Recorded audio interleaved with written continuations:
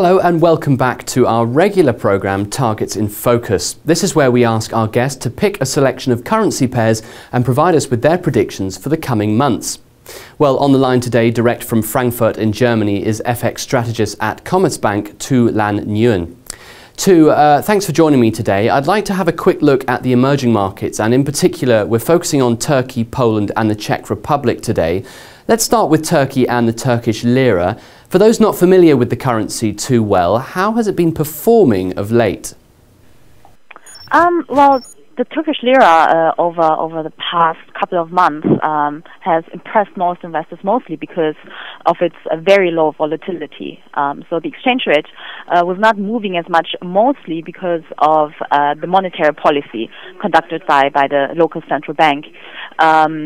The Turkish Central Bank has been very active in keeping volatility down in order to facilitate, first of all, in order to fight inflation on the one hand, and when it deemed it necessary, it let it depreciate on a controlled basis, and therefore it has been quite stable in the past couple of months, and that is basically what most investors have been impressed with. Now, despite Poland's economic strength in Eastern Europe, rate cut expectations are on the way, according to some analysts. Poor retail sales aren't helping either.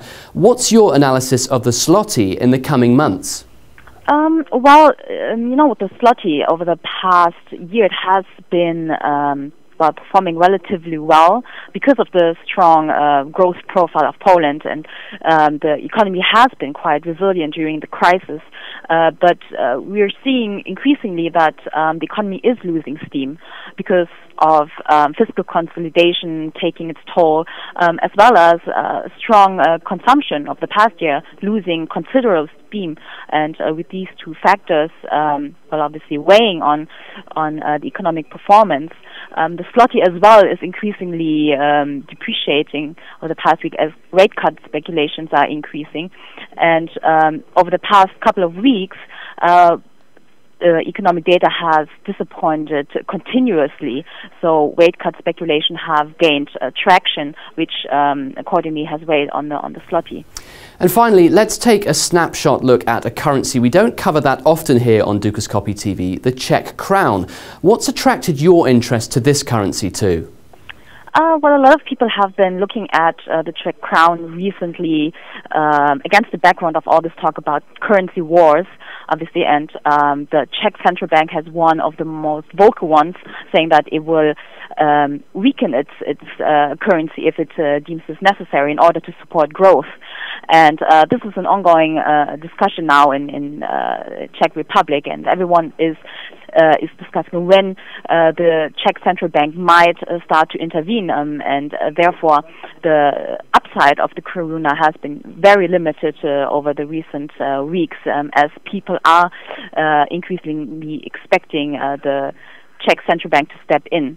And just quickly too, out of those three currencies we've been talking about in this interview, if you were to have a favourite or a favourite pair, which of those would it be?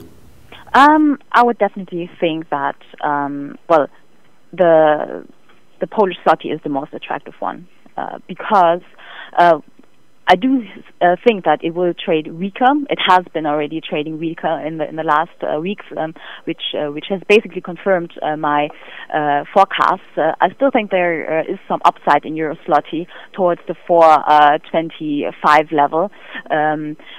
But thereafter, I mean, it is quite clear that the zloty, from a fundamental point of view, is the more attractive one compared to the euro, because obviously the economy is underperforming now, and a lot of people had not been expecting this. But at some point, towards the second half of the year, the economy will start to recover, and it will start to recover more strongly than the eurozone. And essentially, monetary policy will be normalized, and that is clear. And in terms of the ECB, the European Central Bank, that is something that is far more in the future. And therefore, over the medium to long term, I still think that the zloty has quite some appreciation potential. Okay, thanks for joining me today. That's all for now here on Dukascopy TV, but stay tuned for the next latest updates and interviews. But for now though, goodbye.